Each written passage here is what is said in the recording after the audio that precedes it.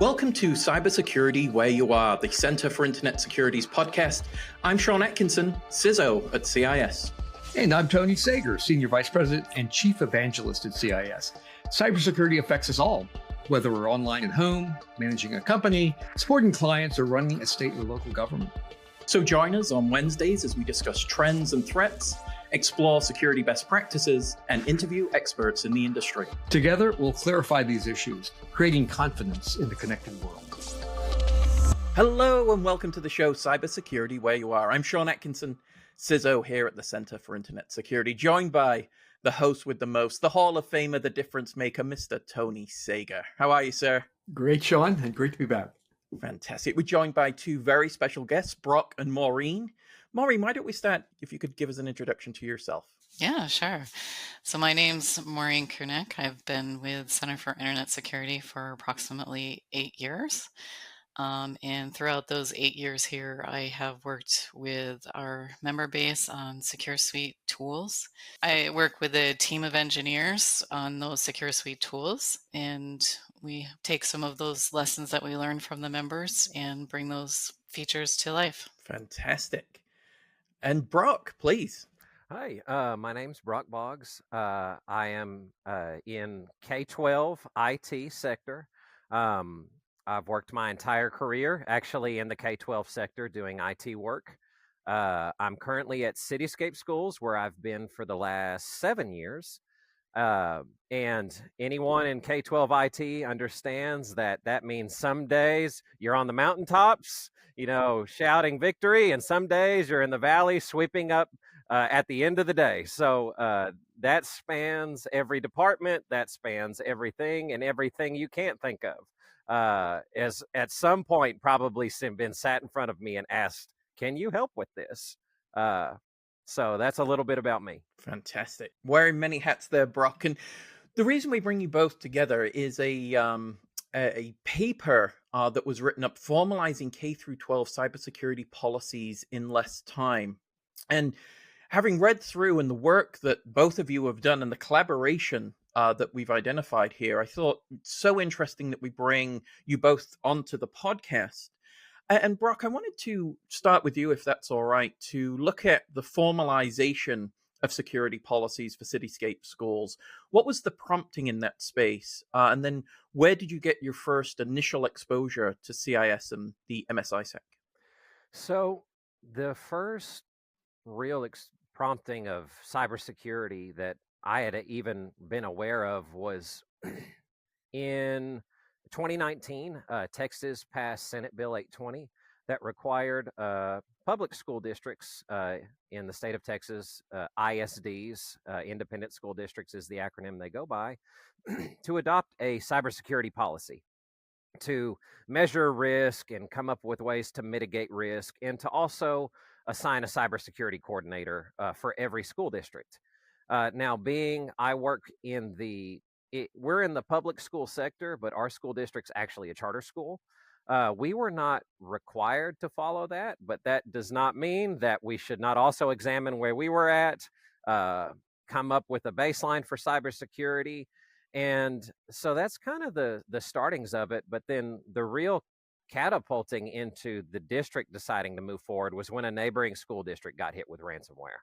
And that's when I got to learn what ransomware was at that time.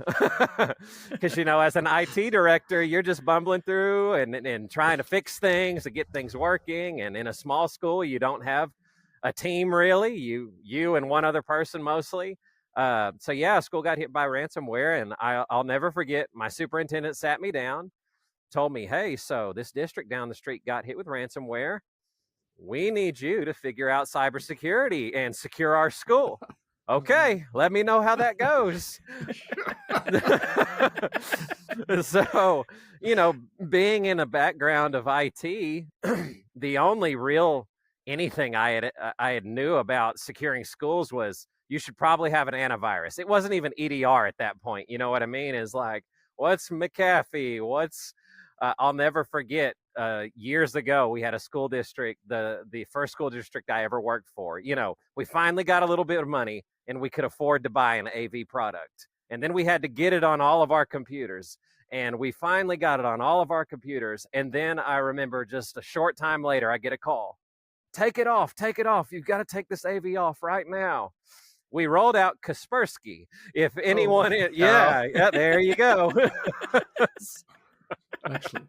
But the price was right. The price was couldn't say no until the government said no. So we got it off promptly, but that was the only exposure I had ever had in this world. And that was a decade before probably 2019.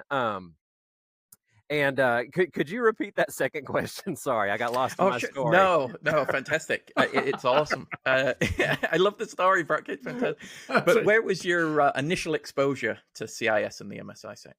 Oh, okay. So I got handed this small task of securing your school with absolutely no background in cybersecurity. I had just recently started my job as an IT director. I had grown up from literally a tech when I started to over desktop support to over project management. So I've grown in my career. So I've been handed this small task of cybersecurity. I would be lying if I didn't say I panicked, probably on the outside and on the inside, because I don't have very much of a poker face. So it was like, okay. There wasn't, too much Chat GPT going around saying, hey, can you do this for me? So it was Google. That was about it. And I started Googling. And then if I wasn't overwhelmed before, kind of like when you Google medical diagnoses and now you're dying. Well, don't go Googling cybersecurity for schools, because then you're going to die as well. You might as well hand over the keys now kind of deal. So that's how I felt like. But unfortunately, I won't use the joke fortunately, because what came next a few months later was the COVID-19 pandemic that hit all of us. So that immediately pumped whatever little traction I might have made. And basically, I just panicked for a couple of months, and then COVID hit. So that, having no team, that really put the majority of this off about a year and a half before I could really come back around. To start again, get right back where I started, which was panicking. So I picked up right where I left off. And but then after that, I just started trying to find resources. And anything that had no cost in the title, Love it. Man, I felt drawn to those. You know what I mean? Those spoke to me because it matched your budget. Matched the budget. I was only given a declaration of do this. I was not given a budget to do this, which is good because I didn't know what to do with anything anyway. So I remember, y'all, I signed up and there's the Texas draw. So you're going to hear that in this conversation. But I remember signing up for anything I could that was no cost. I signed up with CIS. I got signed up with MSISAC. Somehow I got into like a Homeland Security group. I still don't even know how I got in. I remember talking with a guy and he was like, how did you get in there? And I'm like, I don't know. I just, here I am. But I signed up for all this stuff. But since there was no plan, I didn't know what I was doing. I had all these resources and now everyone so kindly is emailing me. And I don't know what any of them are talking about. And they're I will help you and just do this. And I'm like, oh gosh, now I have too much information. So I kind of put the pause on all these things and I tried building a cybersecurity program on my own. I spent about probably 6 months. I went to what I now know is NIST. I didn't know what frameworks were. I didn't know anything. I just did what Google told me to do. And I got a policy template that was based off of NIST, which you don't ever want to just go straight into NIST when you have no idea what you're doing, because if you weren't nervous before, you'd be a train wreck afterwards. Not that it's not a great framework, but I had no baseline. And so I spent 6 months trying to build this program. It absolutely flopped. I was defeated. I knew I didn't know what I was doing, and then I proved I didn't know what I was doing to myself and to my superintendent. I remember handing him it had to have been close to a 100-page cybersecurity manual I worked 6 Excellent. months on. And it was like all of 5 minutes flipping through. Yeah, I don't think we're going to be able to do that. I mean, all I asked for was $80,000 and follow this 100-page manual. What else? What did I expect to happen? You know? Right. We call that a self-denial of service attack. I did a self-DDoS right in my face. And and so I went back and I tried to find someone to help me. And that's when it's so funny. I signed up for MSISAC and CIS again. I totally forgot about them from 6 months ago. It was the same person that tried helping me 6 months ago. Her name is Kim. She's just the most wonderful person. And she reached out. Yeah, I'd be happy to help. I don't know if you remember, I reached out 6 months ago and I'm still here to help you with anything you need. And so that was my first exposure, was Kim reaching back out to me saying, I'm here and I'm here to help. Let's talk and figure out what you need and where we can start. Pretty amazing story of literally starting from scratch. So before you got your first ransomware attack, you had the self-denial of service. And I think, but your point's not an important one, Brock, which is most of the resources, especially from the federal government side, right, are designed for organizations that are not K through 12. Right, they're designed for enterprises, where there's an IT staff and security people, and they know what a policy is, right? And they churn these things out by the score. And I think that really speaks to the nature of cybersecurity. That is, you're a frontline defender, whether you knew it or not, right? And you figured it out as soon as your neighbor got hit. But Maureen, for your work though, so most of the structure was designed for traditional enterprise. But what makes K through 12 unique? What is it that you see when you look at that community and say, here's their needs? Yeah, sure. So K-12, typically, as Brock was sort of mentioning, often has IT personnel in there who wear many hats, and they're very busy, and they're also now tasked to secure their systems.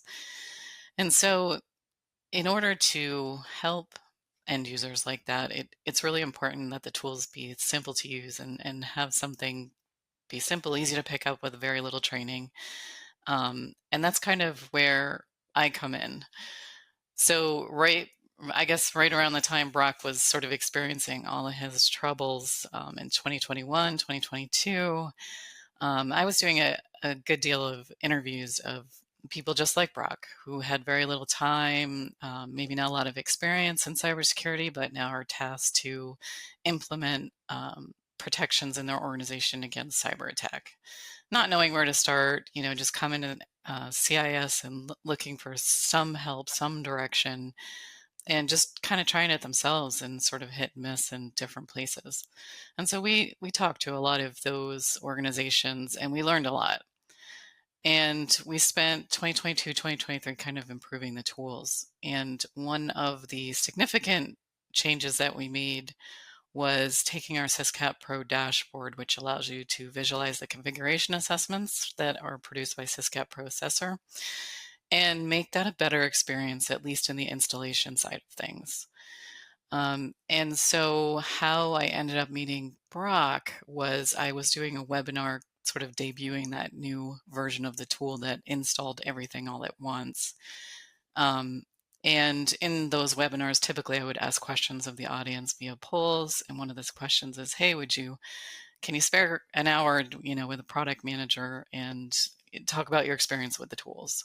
And Brock happened to attend that webinar and said, yeah, I'll do that. I have no idea what I'm doing, so I definitely need to talk to someone. And also kind of at the same time, Kim and her team were kind of looking to get more involved with the K-12 group, and they had a K-12 working group session that they were doing monthly.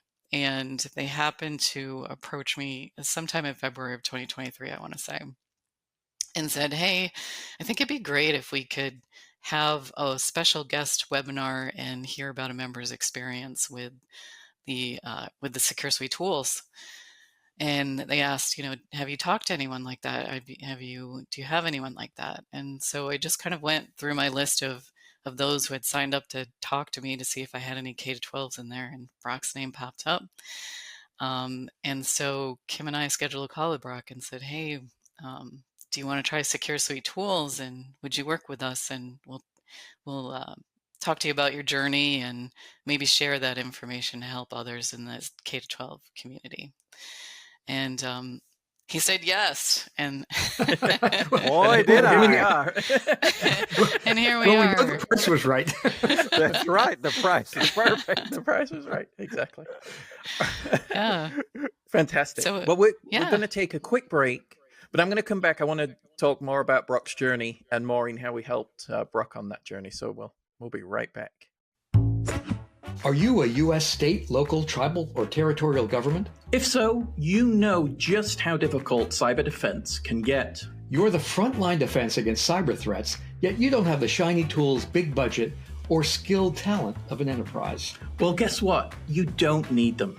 You do need a community of like-minded folks to unlock the power of collective cybersecurity. And that's the superpower of the Multi-State Information Sharing and Analysis Center. The multi-state ISAC provides cyber underserved organizations with protections they otherwise couldn't afford at a price that works for them. But it's more than just access to services. It's access to a community of peers where your participation protects them and theirs protects you. Not to mention access to the 24/7/365 CIS Security Operations Center as your full-time public sector cybersecurity partner. Available as a single organization or state or territory-wide option, the MS ISAC membership provides threat intelligence, monitoring, and more to fortify your cyber defense. Become a member today by visiting cisecurity.org/ms-ISAC. Okay, we're back. So, Brock, you've just started on your journey. We're now volunteering you for webinars and things of that nature to tell your story. Walk us down that path of now working with the tooling, and we're engaging and wanting to obviously assist you in that space. How has this helped you now build a profile and a program and policy? Well, I love how Maureen portrayed me, as calm, cool, and collected. Yeah, I think I can make some time to work with the team that's offering to help me.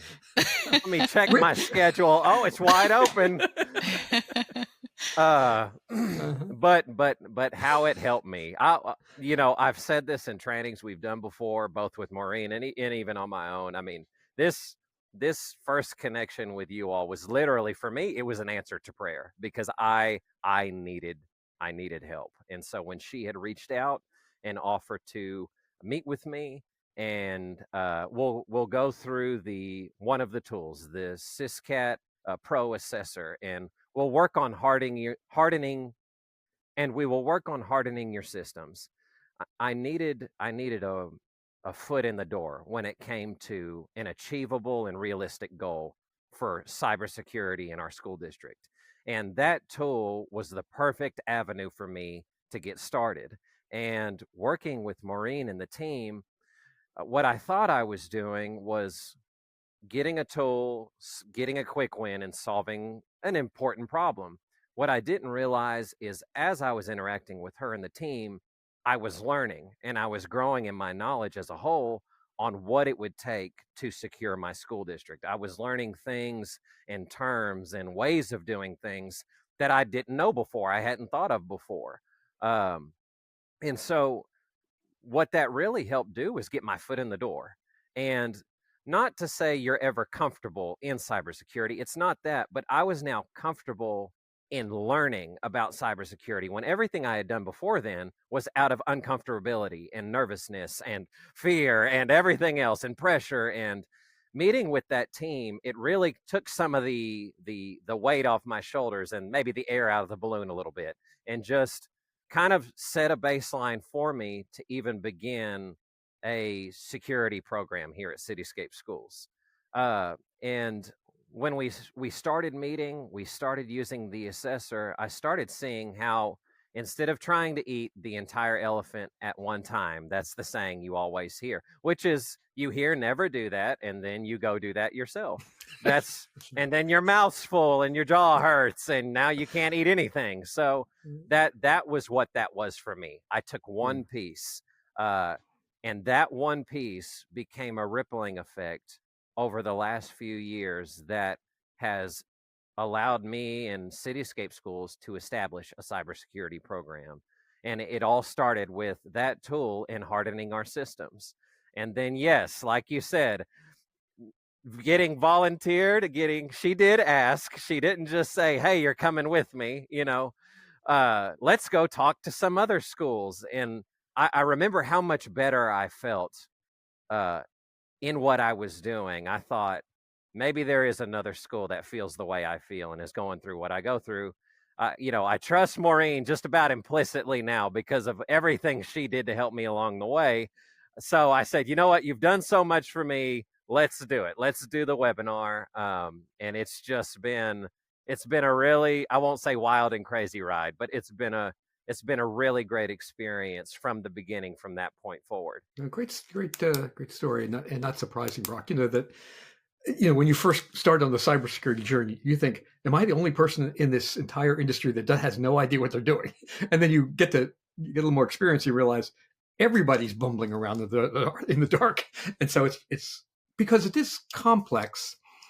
And as you said, trying to solve world peace or world hunger, right, in one tool or one lesson or one never works.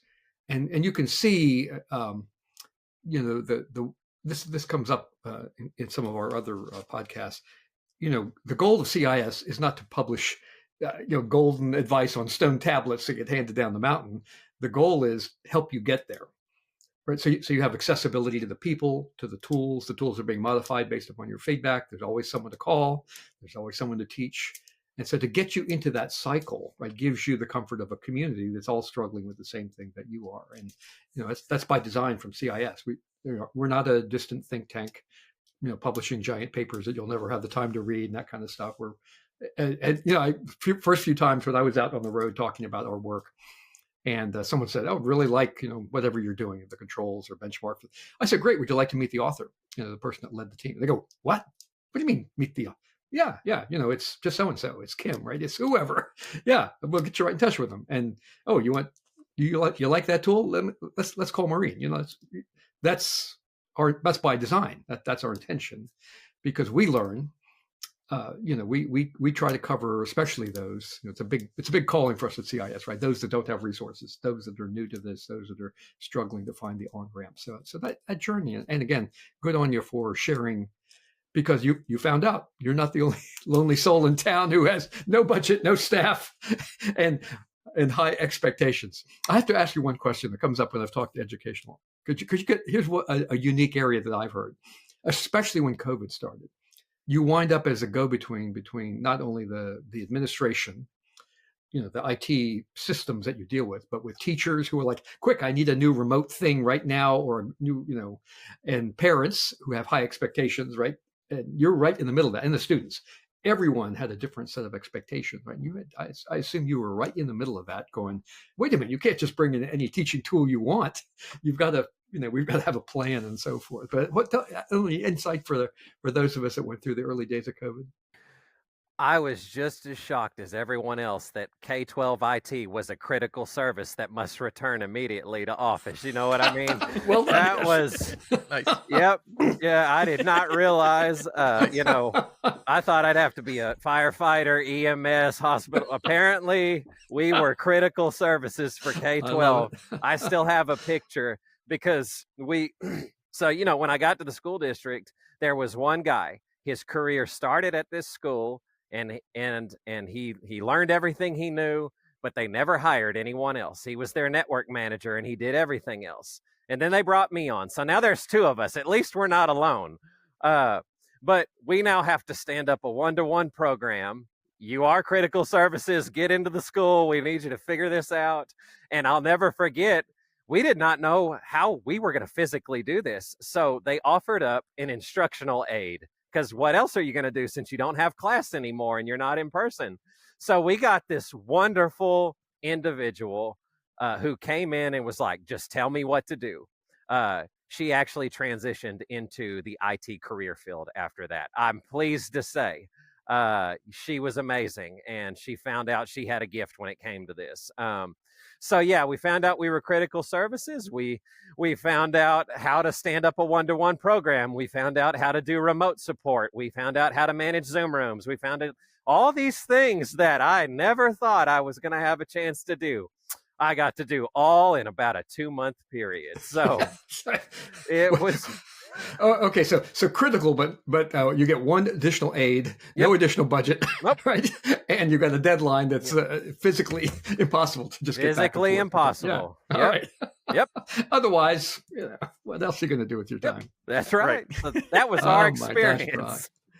Yeah, I can imagine. Yeah, that wouldn't have popped to the top of many lists as a critical service, but from the perspective of the parents, right, the teachers, the school system, there you are. Yep. I still have a picture of all three of us surrounded by all these Chromebooks we just bought.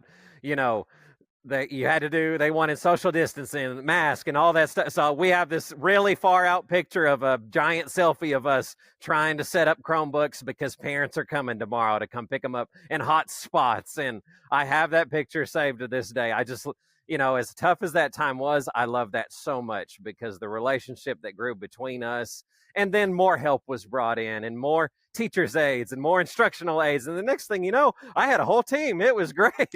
Oh, super. Oh, yeah. So out of crisis, there's opportunity. There's opportunity. That's right. Wonderful. So, Maureen, to me, Brock is a storyteller. I think it's fantastic. I love listening to this. Definitely. I can't wait to see the picture. Exactly. We need the picture. I'll send it to you. Perfect. Yeah, we'll for sure. Link that in the. Yeah, we've taken Brock's stories on the road to to the MSI Stack annual meetings. So we've done 2 presentations together. And I've certainly shared his experiences in many of the different presentations and workshops I've done after that experience. So a lot of people have gotten to, learn a lot and benefit from the experiences that you shared, Brock. Absolutely. Well, I would think, and again, just from a representation is, and I think, Tony, you mentioned it, I'm not the only one, right? It is that a lot of us in the industry have been where you have been, Brock, and it's hard to realize, where is the light at the end of the tunnel? I don't even know where the tunnel is. I don't even know what to do in these spaces. And it's, representatively, it's very important that message be represented.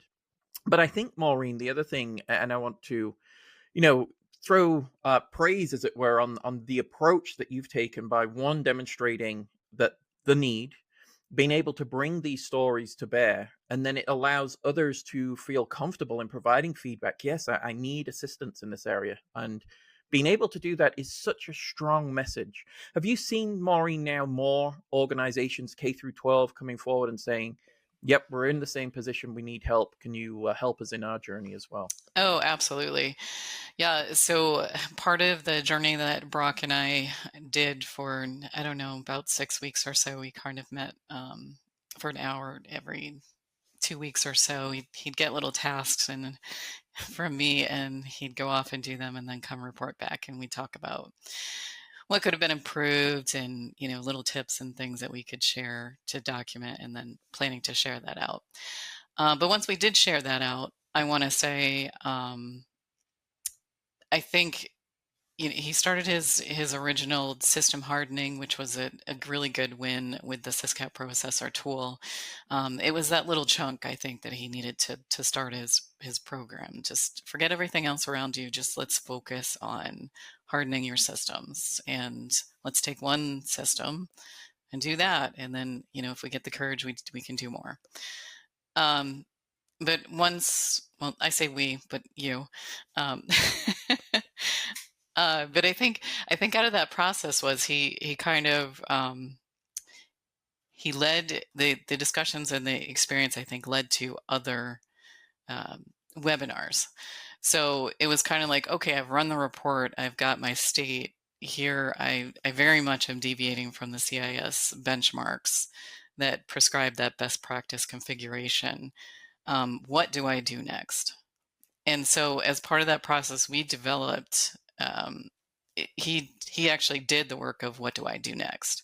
But during that experience, I captured that, and we did another webinar much after that in August. We did the K-12 how do I get started kind of webinar in June of that year, and then followed on in August. What do I do after I get the results? Kind of, how do I start my remediation? And you can do it in different ways. It's certainly evaluate and go slowly and understand what it is you're changing.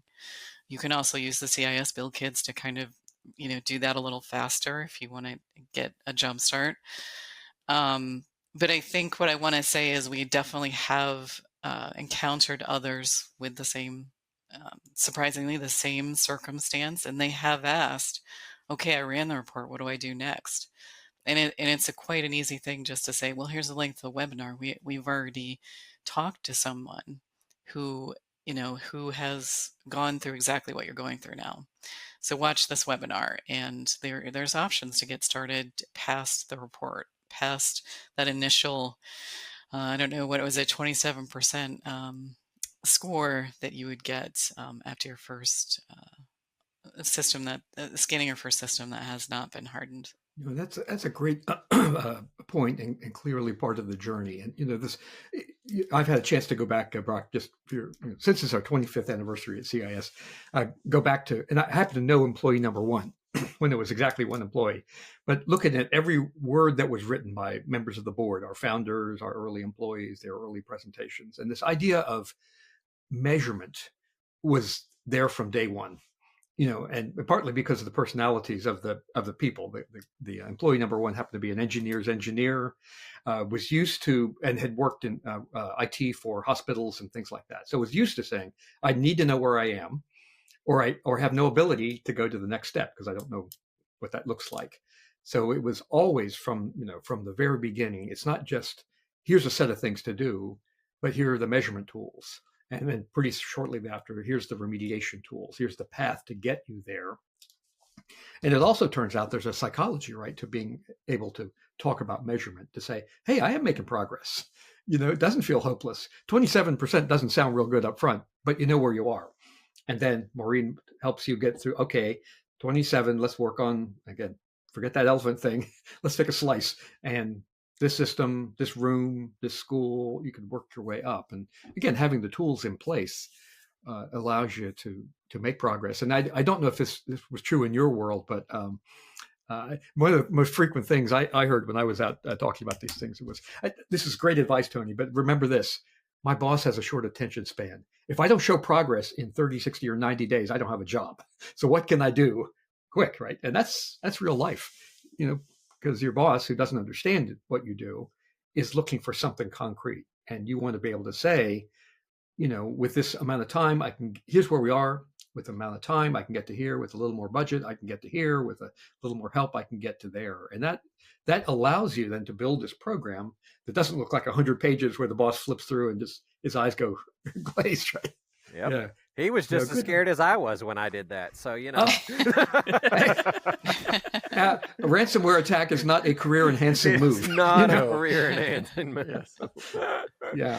And this become a way of life for lots of folks. And it's often not, I grew up in big government, right? Defense Department. And, they want to, who's the sysadmin that let us down, right? Where is my Brock so I can fire him and make an example? Well, wait a minute. This person is not exactly equipped with space-age tools. They don't have a budget. You're not paying them much money. And you're giving them kind of vague expectations, right? Protect me from ransomware. Okay. So if there's a failure there, it's more likely it's on the enterprise, not on the frontline individuals. It's just not fair, right? That's the way I saw it back then, and arguing with generals over, wait a minute, you're counting on 19-year-old tech school graduates to save you from nation state attackers. That's our fault, right? The system's fault. That's not that poor person's fault. So, Brock, last question. As we finish out the episode today, what would you recommend to other K-12 administrators who have been given the same assignment you were many years ago? How would you recommend that they start on their journey? So Maureen's phone number is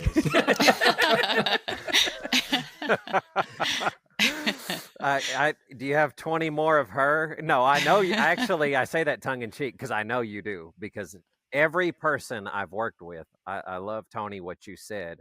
They are who the organization says they're going to be. Every single person has been, they have their own personalities, they have everything, but they are all the same way when it comes to at least me and everybody else I know that's interacted. Um, so what I would say is, of course, even though this is the CIS podcast, I cannot recommend highly enough to get registered as a K-12 organization with CIS, to see what tools that maybe you're doing some things, but you don't know everything, or you're not sure what you don't know. Getting started with CIS was the gateway into this entire world for me. Many I'll get to talk with school districts around the Dallas-Fort Worth area a lot of times, whether it's one-on-one or at seminars or conferences, whether I get to present or I'm sitting in. And honestly, the SysCat assessor really is a great starting point for most organizations that are my size or similar, or even larger schools. And I've gotten to sit down with people. I've gotten on meetings, virtual meetings. We've sat down in person and talked through how to allow this to be your entryway to hardening your systems. But then I always refer them back to the info@CI Security email. I refer them to the webinars that go on and the things that are posted, and I'll give them screenshots of things like that, because especially if you're like me and maybe you got hired at a school, or you just got this new responsibility of standing up a program and you don't have a background in this, CIS is, in my opinion, one of the, I won't say it's the unknown resource now. To me, I didn't know much about anything when I got started, and you all have made great strides in helping school districts around the nation. I've watched those numbers grow, as far as when I'm in webinars seeing how many more have signed up this month, or this or that or the other.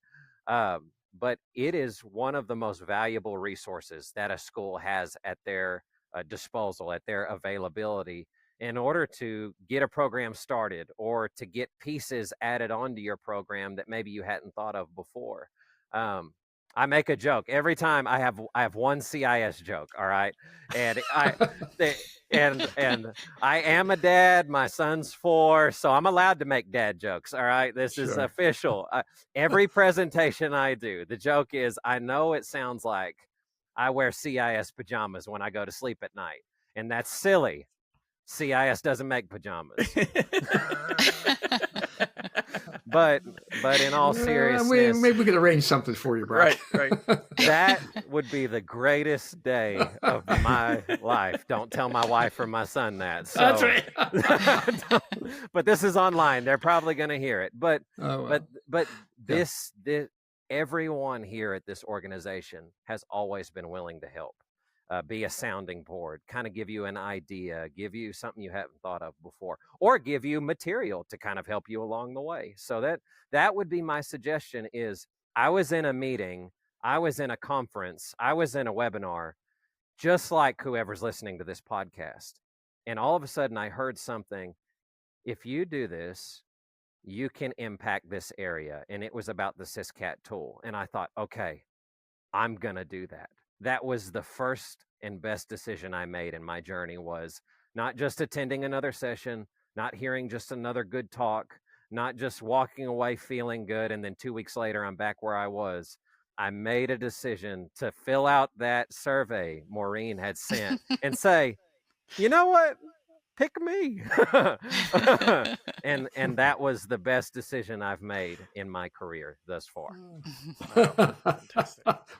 Well, again, that brings us to the end of the episode. I think we're going to have to have a part 2, respectfully, Tony. We're going to have Brock and Maureen back. This is fantastic. I have no doubt there's more stories than Brock to pull out. There is. Fantastic. Well, Brock, I just want to say again, on behalf of CIS, thank you for your advocacy. And it really is motivating to see yourself and really represent K through 12 and starting this journey. It's not easy, but being able to tell that story impacts many. And I'm sure you've impacted many, many in the community. So thank you for your advocacy and your continued due diligence in this space. Absolutely fantastic. And Maureen, your leadership as well, bringing Brock to the organization and continuing to help all organizations in this space improve. It's fantastic. And again, to Tony, partner in crime, thank you, sir. It's always great to talk to you. Always a pleasure, Sean. Thank you, great, sir. Great episode, great guests. And to our audience, thank you. Questions, comments, concerns, reach out to us at podcast@cisecurity.org. Catch us on YouTube at the CI Security. Remember to subscribe with all your preferred podcast providers for every Wednesday. We'll have episodes like this and much, much more. We'll talk to you soon. Thank you for listening to the podcast today. The thoughts and opinions expressed by our podcast guests are solely theirs and do not necessarily reflect those of CIS. Tune in on Wednesdays for a new episode. And in the meantime, visit our website at cisecurity.org. Together, we'll continue our efforts of creating confidence in the connected world.